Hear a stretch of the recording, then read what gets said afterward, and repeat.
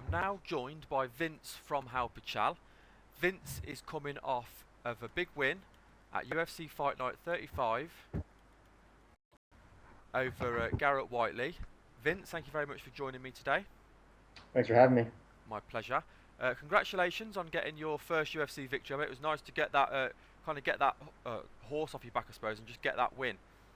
Yeah, It's been yeah, it feels good to be back on the winner's side. absolutely. I mean, we obviously saw you on the Ultimate Fight. You had a great showing on the season. You made it to the last four, and then you've had really bad luck with injuries, and of course you lost your first fight. So it was just nice to just get in there and kind of show people what you could do. Yeah, I've been going through some turmoil in my career, especially last year. Last year was a real bad year for me.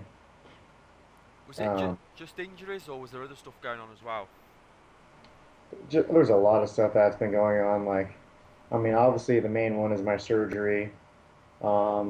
Not being able to work, being out of work for, because I have a regular, I don't want to say 9 to 5 job because I work more than that, but I work for AAA, so I work 50 hours a week for AAA. So I was unable to do that for like 4 months, 5 months. Um, and money going out, no money coming in, so that was put a little strain on me. I'm going through a lawsuit with my car. I bought a car that a dealership sold me that they shouldn't have sold me with major mechanical problems. So I'm going through a lawsuit with that. I had to move, so I had a lot of stuff going on in 2013, and a lot of it wasn't good. Yeah, it sounds like you had a rough year. I mean, with all that stuff going on, then, especially, I mean, there's a lot of sacrifices that you, of course, make as a professional athlete and as a fighter. How close were you to just throwing the hat in, or did that never cross your mind? um, I wasn't. I don't want to say. I mean, for my surgery and stuff from last year, I don't want to say I was thinking about quitting, but I was definitely worried after my surgery if I was even going to be able to come back and fight, if I was going to be the same, if I was going to be able to basically be able to fight and not have to worry about, oh, I can't do this because it's going to hurt me, or I can't do that because my surgery, I'm limited in that now, and certain things like that. But wasn't the case. My doctor did an excellent job fixing my shoulder and my arm, and I feel stronger than ever. So, the surgery 100% success then? There's no niggling injuries from the back of the surgery? Yes, yeah, no, nothing is bad with it. It all went good. The doctor actually told me because I can get reconstructive surgery on my bicep. So I tore my labrum, my rotator cuff, and then I split my bicep basically all the way down my bicep. It was basically split in half. So they had to basically cut it from my labrum, reattach it on my bone, and the doctor assured me that it'll be stronger than basically with what I'm born with.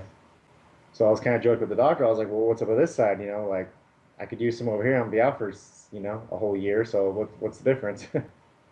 You just need to get Uh, that side injured as well then. So, how did you get the injury then? Was it in training, or was it during the Khabilov fight?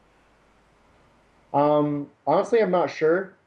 Um, I know, I know that the fight definitely didn't help. Getting slammed on my head as many times as I did. I'm sure that didn't help my shoulder at all. But I'm pretty sure the majority of it was in my fight, just from landing weird, or honestly, I'm not sure. Now, obviously, going into the fight, then, like you say, it'd been a good layoff, obviously, because of your injuries and all the other stuff that you had going on, of course, because you have to be mentally prepared to fight as well. It's not just physical, as it is mental as well. So, how Yeah. did you feel going into the fight against Garett Whiteley? What were your views on him as an opponent? I actually felt really good. I was confident in the matchup. Um, kind of, I don't want to say it took a little stress off me as far as who I'm fighting, but um, it's not like I'm in there fighting Ben Henderson right away. So, I mean, in that aspect of it, it wasn't too stressful the first fight, but I basically just was just really concentrated on my fight. I'm watching video on my opponents now myself, as well as my coaches. So I went in that fight with a lot of confidence, and I was physically prepared. I was mentally prepared, and I felt really good. In my head, there was no way that I was going to lose that fight. I was going to do what I had to do to win that fight. What was your game plan going into the fight? My game plan was actually just to strike with them and let them know that basically I'm in there just to bully him around. You know what I mean? Um, that was the game plan. I felt all right stand up wise. I was a little reluctant throwing combos and stuff because it is my first fight back, and I don't want to get caught with a stupid shot, and get stopped. So I was a little more cautious as far as striking as I normally were. But the game plan was basically just strike with them if it ends up on the floor to keep it there and work my ground game on them. I found out pretty quickly that it wasn't too hard for me to get him down, and I could basically get him down, anytime I wanted. So once I realized that, I basically was just taking him down when I wanted, kept him on the ground. I try to sub him, I try to pound him out. But he's a tough guy. He's stuck in there. So yeah, my plan was basically just to strike with him. Once I found out I had better ground game than him. I just stuck with that, played it safe. Yeah, I mean you controlled the fight and you look good on the feet, but you mixed it up well with the takedowns and the striking. Surprised then with the amount of pressure you were putting on him? Were you surprised that he didn't go away? A little bit, yeah. I'm really surprised he got out of that choke because I had him in that darce. That darce was super tight. Um, I hit him a couple times. I know I rocked him a couple times, hitting him. I knocked his mouthpiece out. Um, but yeah, he was a tough dude. He wouldn't go down, and as a striker, that's kind of discouraging. Especially, I'm used to hitting people and them going down, and when you hit someone, they don't go down. It's like, damn, this guy's tough. What do I do? What do I do now? You know what I mean?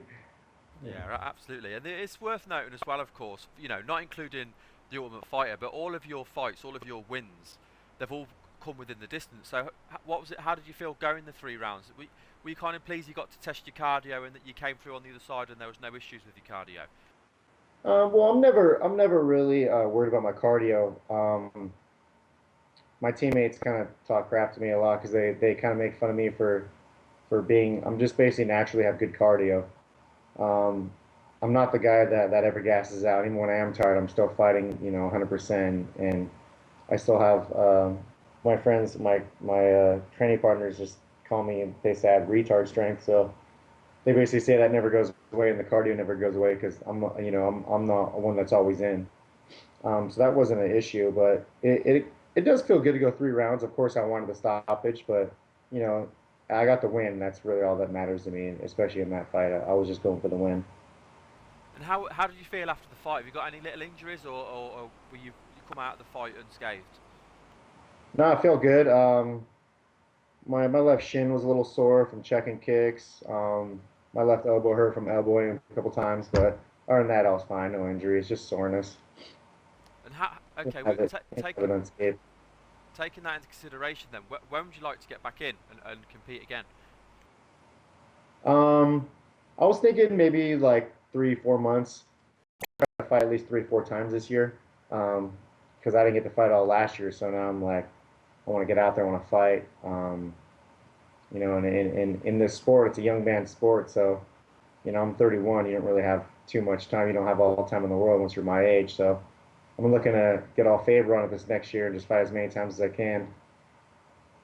But I figure maybe April, I'll hit up Silva, see if he can give me another fight. Once he calls me before then, wants me to fight, lets me know. Any ideas on who you'd like to fight? Um, right now, I got revenge on my mind, so I want to fight Iaquinta again. I want to fight Rustam Khabilov again. Um, kind of want to fight what's his name? Norman Parke. I was talking to him on Twitter. He said he's down to fight. Maybe him. I kind of want to fight some other guys too. Like, kind of wanted to fight Danzig. I think that would be a good fight, a good fun fight. Um,